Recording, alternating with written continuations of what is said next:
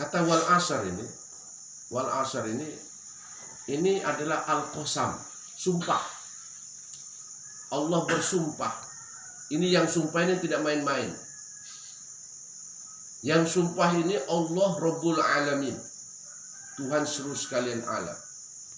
Ya, Raja di Raja, Maha Kuasa dia. Dia bersumpah. Kalau orang kita hambanya bersumpah itu tidak ada tuh. Orang mungkin lewat-lewat saja. Tapi yang bersumpah ini adalah Rabbul Alamin. Ya, Rabbul Izzati amma yasifun. Dia bersumpah demi waktu, demi masa. Coba bayangkan. Ya. Kita ini kan kadang-kadang kan waktu ini kan lewat-lewat saja ya. Waktu kemarin, waktu ini terbagi 3 itu. Waktu kemarin, hari ini dan akan datang. Ya kan? Waktu kemarin sudah lewat. Kayak kemarin kita ngomong tadi malam, sudah lewat. Sekarang kita hadapi hari ini apa mau buat apa hari ini. Dengan waktu akan datang. Yang belum terjadi ini apa yang akan kita lakukan. Ya kan? Maka saat-saat ini kita harus hadapi dengan kesungguhan hati. Karena Allah telah memberikan kita akal hati, ya, dengan seluruh panca indera kita ini untuk bisa meneropong melihat alam semesta, ya, untuk kemudian kita bersungguh-sungguh dengannya, berjuang, bermujahadah, ya, bermujahadah ilmu, amal dan semuanya, ya kan? Maka Allah bersumpah wal asr, ya, demi waktu, demi masa. Al asr ini dari kata asiru, ini asiru khamra. Saya memeras susu kambing dengan sekuat tenaga. Maksudnya waktu itu dipergunakan dengan penuh maksimal. Mengapa demikian? Allah menyebutkan ayat selanjutnya, innal insana lafi khusrin. Ya. Sesungguhnya manusia itu benar-benar dalam keadaan merugi. Bayangkan, Allah menggambarkan tentang kondisi manusia merugi itu dengan kata takkid dalam bahasa Arab. Jadi kalau kita paham bahasa Arab, ada 2 kata yang dikuatkan tentang meruginya manusia itu. Apa itu? Kata inna, sungguh, benar-benar. Tidak main-main ini saya omong. Gitu maksudnya. Ya. Innal insana. Ada kata lagi. Lafi. La itu takkid. Sungguh-sungguh. Fi khusrin. Benar-benar dalam keadaan merugi. Ya. Kita kan kadang-kadang waktu lewat saja. Bercandanya banyak. Ya kan? Banyak ngalor ngidulnya. Banyak ininya. Ya. Nanti di akhirat Allah tanya tentang waktu yang telah kita pergunakan. Ya, umur kita yang telah kita pergunakan untuk apa hidup di dunia ini? Harta kita buat apa selama hidup di dunia ini? Allah tanya di hari akhirat. Karena ini amanah yang dititipkan oleh Allah kepada kita. Karena kita ini disebutkan khalifah, pemimpin, amanah diberikan oleh Allah kepada kita. Untuk benar-benar mengoptimalkan segala yang telah diberikan oleh Allah dengan sungguh-sungguh.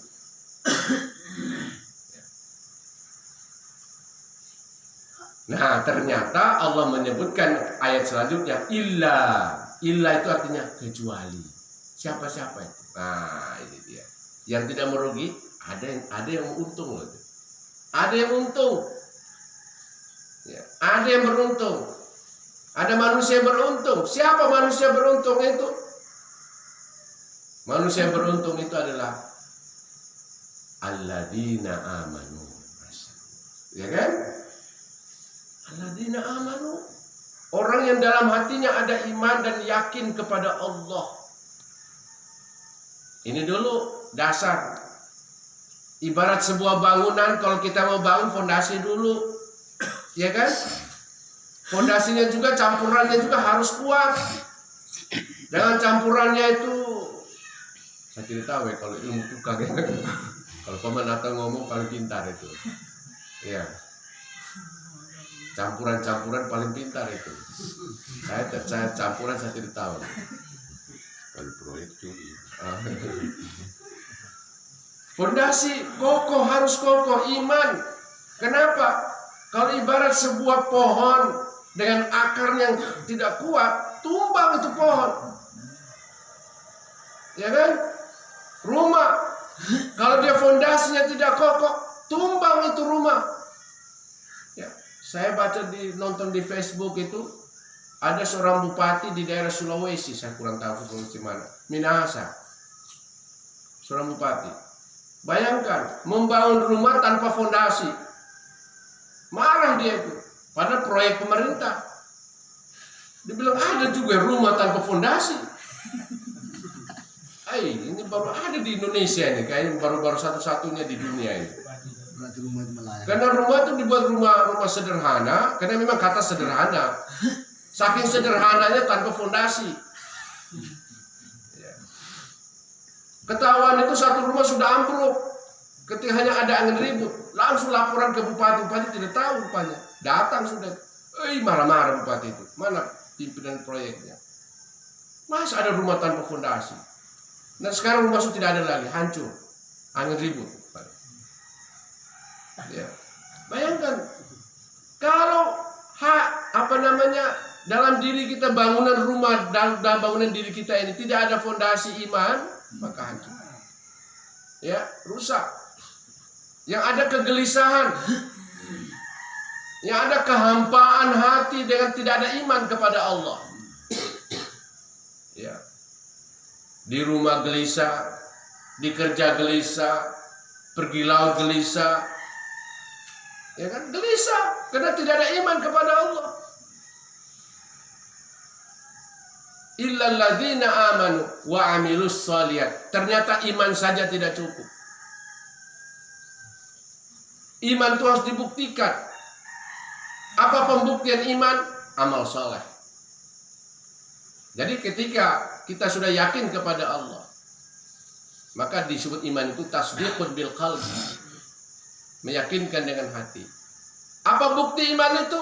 Wa amalun bil arkan. Melakukan dengan rukun-rukunnya. Sholat, ucapan juga terkontrol, karena ada iman. Ya kan? Pikiran cerdas, karena ada iman. Maunya itu kerjanya rajin aja, karena ada iman kepada Allah. Ya, insya Allah kita datang sini karena ada iman kepada Allah. Karena dia akan silaturahim dengan masyarakat Muslim di daerah kita ini, di Loang ini. Ya. Illal ladzina amanu wa amilus shalihat, beramal saleh. Setelah itu tidak cukup juga iman dan amal saleh. Apa itu? Ya, kita tidak boleh egois. Maka di dalam Al-Quran itu, kenapa surat Al-Fatihah itu iyyaka na'budu wa iyyaka nasta'in. Na'budu bukan a'budu. Kenapa bukan a'budu? Aku menyembah. Kenapa pakai kami menyembah? Karena ad-din hadza ad-din dinu dakwah. Karena agama ini dibangun dengan agama dakwah, agama ajakan. Seorang muslim tidak bisa dia lihat saudaranya belum ibadah, dia rasa tidak nyaman hatinya, maka dia panggil, tapi dengan cara yang baik. Ud'u ila sabili rabbika bil hikmah, dengan bijaksana, dengan tuntunan-tuntunan yang bagus, dengan kata-kata yang lembut. Ajak saudaranya, mari, ya, mari kita pergi sholat. Ya, ada cara yang bagus juga. Ya, cara yang bagus. Ada seorang ulama ketika ngajak ini, dia pakai dengan model tanya jawab. Ya. Tapi tunggunya di depan pasar. Depan pasar. Bayangkan, ulama ini. Mau kemana Pak? Saya mau ke pasar. Buat apa ke pasar Pak? Ya buat beli ikan, sayur, beras. Ditanya lagi. Buat apa beli ikan, sayur, dan beras Pak? Ya buat masak Pak. Buat apa masak Pak? Ini orang. Ya buat makan. Untuk apa makan, Pak? Untuk hidup. Apa itu hidup? Ini orang tanya. Ya, gitu ya. Jadi metode dakwahnya itu luar biasa, dia pun cara dakwah. Sehingga kadang-kadang orang sadar sendiri, betul ya. Hidup itu untuk apa kita ini ya? Kalau hidup itu makan saja, buat apa makan itu? Buat apa hidup itu makan saja? Lebih baik kita hidup yang baik saja begini. Akhirnya orang banyak sadar dengan cara metode, ya. Nah itu. Jadi kita ini orang Islam ini, orang Muslim ini sama-sama nih. Kalau sama saudara tetangganya itu seperti dari itu, kalau saudaranya belum beriman kepada Allah.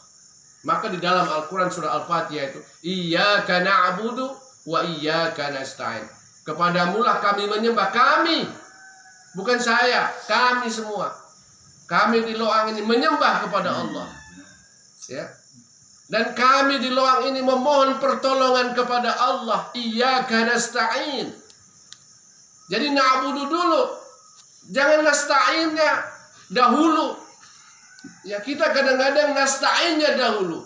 Minta tolong dahulu. Waktu pergi melaut, doanya banyak sekali. Padahal ibadahnya jarang. Ya. Ini ibadahnya jarang. Waktu di laut doanya banyak karena sudah mau tenggelam misalnya. Ini tidak adil juga bagi Allah ya. Kita harus menyembah Allah. Iyyaka na'budu wa iyyaka nasta'in. Na'budu dulu baru wa nasta'in. Ya kan? Bukti kita na'budu, kita minta sama Allah. Ya Allah, lindungilah kami ya Allah. Ya, berilah rahmatmu ya Allah. Ya. Wa tawasau bil haq wa tawasau bis sabar. Saling doa mendoakan, saling jaga menjaga saudaranya, ya, saling melindungi saudaranya, tutup aib saudara muslimnya, jangan disebarkan. Ya, saudara muslim memang ada aibnya, ada celahnya, ya, jangan kita omong-omong saudara aib kita ini. Di dalam hadis Nabi Shallallahu Alaihi Wasallam, barang siapa yang sembunyikan aib saudaranya, maka Allah akan sembunyikan aibnya nanti di hari akhirat kelak. Ya, makanya jangan bincang-bincang hari-hari hanya bincang kesalahan orang lain. Maka alangkah indahnya kita bicarakan kesalahan diri kita sendiri. Aduh gimana saya belum sholat ini, aduh saya harus sholat terus. Ya, aduh ya Allah bagaimana saya ini, Masya Allah. Saya hari-hari ingat hanya dirinya sendiri, bagaimana saya ibadah saya seperti kencang. Ya. Jamaah rahimakumullah. Inilah rahasia daripada surat Al-Asr ini. Ya, kecil maknanya. Hanya potongan-potongan kecil, tapi maknanya sangat dahsyat. Ya. Ini bisa juga kita pakai tentang disiplin waktu. Bagaimana mempergunakan waktu. Waktu pagi, Allah bersumpah dengan was-subah. Allah bersumpah dengan wal fajar. Bayangkan, ya, demi waktu fajar buat apa kamu? Wadduha, demi waktu duha, waktu menjelang siang, buat apa kamu? Sumpahnya Allah. Wal laili, demi waktu malam, buat apa kamu? Ini Al-Quran yang berbicara. Maka di antara waktu itulah waktu-waktu di mana kita akan dipanggil oleh Allah Subhanahu wa taala. Ya. Maka kalau alangkah indahnya Bapak-bapak sekalian, waktu-waktu yang dipanggil oleh Allah itu. Waktu itu kalau kita beriman, Masya Allah. Amin, insyaallah ya. Amin. Dipanggil dengan Allah. Ya ayyatuhan nafsul mutmainnah. Masya Allah. Dipanggil. Allah yang manggil itu. Yang manggil itu Allah. Wahai jiwa yang tenang. Ya, malaikatnya sudah panggil itu melalui malaikatnya. Irji'i ila rabbiki, kembalilah kepada Tuhanmu. Kamu ridho, Allah pun ridho. Sama-sama saling meridhoi. Saya sudahlah ikhlas, sudah sama-sama. Radiyatan mardiyah. Fadkhuli fi ibadi, masuklah ke dalam golongan hamba-hambaku. Wadkhuli jannati, masuklah ke dalam surga. Ya, inilah cita-cita kita. Ya, jemaah rahimakumullah. Maka nasihatnya Ustadz Abdul Somad setelah sholat itu doa yang sederhana saja, aman, tentram. Setelah sholat itu doanya ini, Allahumma inna nas'aluka salamatam fiddin, ya kan? Sudah hafal semua ya?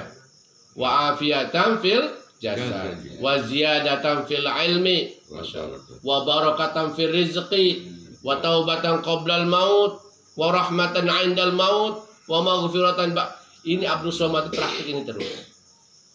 Sebenarnya saya tidak ajar doa macam-macam sama Bapak Ibu sekalian. Hanya doa ini saja, amalkan di waktu sholat. Sebab ini namanya doa selamat. Ya Bapak Ibu ya. Kalau belum hafal ada ustadz kita di sini. Nanti ustadznya ngajarin tuh. Ya doa selamat. Allahumma inna nas'aluka salamatan fiddin dan seterusnya itu sampai hisab ya di hari hitungan. Jadi Bapak Ibu sekalian, inilah makna daripada surat Al-Asr ini. Saya kira kalau kita ngaji terus Al-Asr ini, maka insya Allah kita akan mempergunakan waktu kita hidup di dunia ini dengan sebaik-baiknya. Karena kita ingat rahasia daripada surat Al-Asr ini. Maka mari kita berfastabiqul khairat. Walikulli wijatun huwa muwalliha fastabiqul khairat. Berlomba-lombalah dalam kebaikan. Ada dua orang sahabat yang antara Umar dan Abu Bakar ini. Beda sekali mereka dua. Ya. Jadi setiap kali Abu Bakar pergi, Umar yang ngintip. Ini Abu Bakar buat apa ini? Ya. Setiap kali Umar pergi, Abu Bakar yang ngintip lagi. Pernah suatu ketika Abu Bakar hilang. Dia pergi kemana nih? Kemana Abu Bakar ini? Ternyata Abu Bakar pergi sebuah rumah. Sebuah rumah yang reot. Kemudian setelah itu ditunggu setengah jam baru Abu Bakar keluar. Setelah itu dia masuk ke dalam. Apa yang dilakukan Abu Bakar? Apa yang di situ? Ditanya sama ibu tua itu di situ. Janda tua itu. Mama buat apa di sini, Mama? Si Abu Bakar itu buat apa di sini? Apa jawab mama tua itu? Abu Bakar ini tiap pagi dan sore datang ke sini. Dia kasih saya roti, dia kasih saya susu, dia bersihkan semua tempat-tempat di sini. Abu Bakar As-Siddiq radhiyallahu anhu, Khalifah Amirul Mukminin, khalifah pertama. Berlomba-lomba mereka dua ini kebaikan ini. Apa kata Umar? Hei, ternyata Abu Bakar sudah duluan. Saya ketinggalan sama Abu Bakar ini. Bayangkan itu. Hidup mereka dua ini saling berlomba-lomba dalam kebaikan. Maka mari kita di Loang ini kita berlomba-lomba dalam kebaikan. Insya Allah ya. Saya kira cukup sekian dari saya. Kurang lebih mohon maaf. Mari kita tutup majelis kita dengan doa kifaratul majelis.